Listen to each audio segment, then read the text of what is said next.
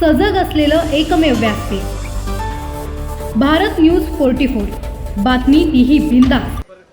जो महागठबंधन है उसको नकारते हुए बोल रहा है कि बहुत बड़ा फेरबदल हुआ बिहार में। आप कैसे देख रहे हैं? इस देश में मोदी जी की सरकार 11 सालों से है और 11 साल में मोदी जी के नेतृत्व में जो बिहार में नीतीश कुमार जी के नेतृत्व में काम हुआ है, एनडीए के नेतृत्व में जो काम हुआ है, उसके ऊपर फिर से एक बार बिहार के जनता ने विजय की मोहर लगाई है। ये एग्जिट पोल क्या आते हैं, ये तो आप लोग उसको ज़्यादा ध्यान देते हैं, लेकिन आप अगर देखेंगे तो हमारे गृह मंत्री जी ने शुरू से कहा है कि सरकार हमारी आएगी, 160 सीटें एनडीए जीतेगी। उस वक्त तो कोई एग्जिट पोल नहीं था। तो वो जो आत्मविश्वास है, वो जो विकास किया है मोदी जी और नीतीश जी के नेतृत्व में बिहार में, उस विकास के ऊपर से आया हुआ ये आत्मविश्वास है। और लोग फिर से एक बार डबल इंजन की सरकार बिहार में चाहते हैं, क्योंकि बिहार और तरक्की करे, बिहार का और विकास हो। इसलिए फिर से एक बार मोदी जी के और नीतीश जी के नेतृत्व पर वहाँ पे हमारी सरकार बनने जा रही है। राहुल गांधी ने फिर से वोट चोरी को लेकर कहा है कि जो बंदा एक जगह तीन जगह वोट करता है, एक बंदा बिहार में भी इस तरह की बातें कुछ हाल फिलहाल में ट्वीट भी किया है। क्या लग रहा है, अगर हारते हैं तो ठिकरा ईवीएम मशीन पे फोड़ेंगे इस बार वोट चोरी? वो तो आज ठिकरा फोड़ने की जरूरत नहीं, हो तो हमेशा का है।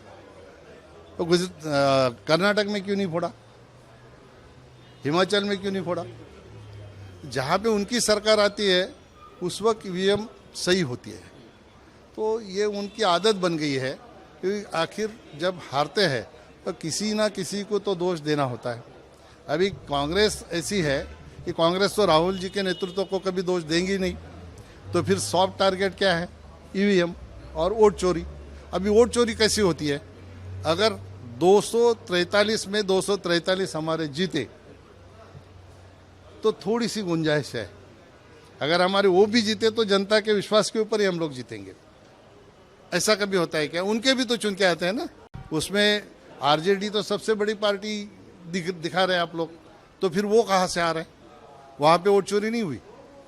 तो उनको ये आत्मपरीक्षण करने की ज़रूरत है।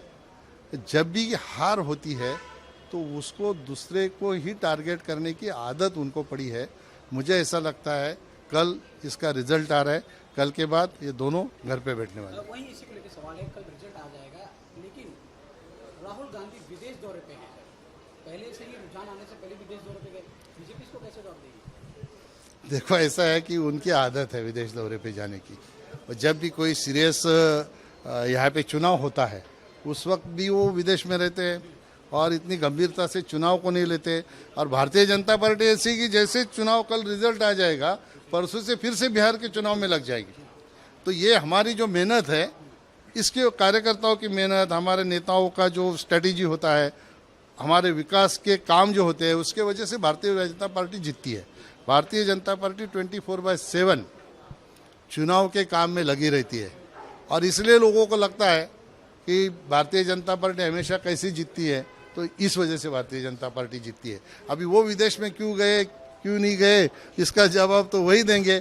शायद उनको पता है 14 तारीख को बिहार का रिजल्ट एनडीए के फेवर में आने वाला है, तो कहाँ मीडिया के सामने जाके कुछ बोले, इसलिए शायद चले गए होंगे। और सवाल जानना चाहिए, हमने देखा दिल्ली में कहीं ना कहीं घोषित करते हैं कि आतंकवादी हमला था।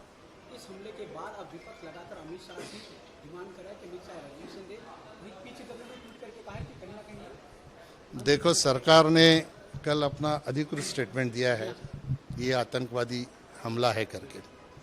रही बात हमारे गृह मंत्री जी के रिज़ाइन की, तो जितने भी लोग इससे जुड़े हुए थे, हमारी यंत्रणा ने पहले ही उसको खोज के सबको पकड़ लिया है।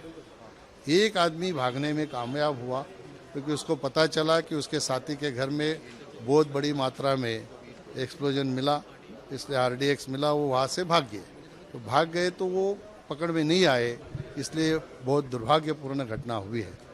हमारे देश में लगभग मुझे लगता है 10-11 साल से इस तरह की घटना नहीं घटी थी। तो सरकार सजग है हमारे प्रधानमंत्री जी ने कहा है कि उनको बख्शा नहीं जाएगा, और एक बार नहीं, एक दिन में 2 बार कहा है। विदेश में भी कहा, भूटान में भी कहा, और यहाँ आने के बाद भी कहा। तो वो संवेदनशील प्रधानमंत्री है। हमारे देश में इस तरह से आतंक फैलाने वाले लोगों को वो छोड़ने वाले नहीं है। लेकिन पीछे जो कह रहे थे उसको कैसे कांग्रेस के वरिष्ठ नेता कह रहे राजनीति की करने की कोशिश की जा रही सही बात यह है कि उनका जो सवाल आपका है वो कांग्रेसी लोगों को ही पूछना चाहिए। इसका जवाब मैं क्या दे सकता हूँ।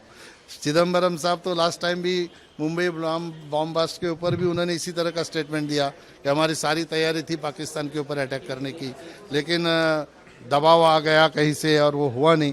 अभी वो किस तरह से स्टेटमेंट करते, अभी काँग्रेस वाले गंभीरता से लेते नहीं लेते कुछ पता नहीं। अशाच नवनवीन अपडेटसाठी बघत रहा भारत न्यूज 44, सत्याचा प्रकाश, बातम्यांचा विश्वास.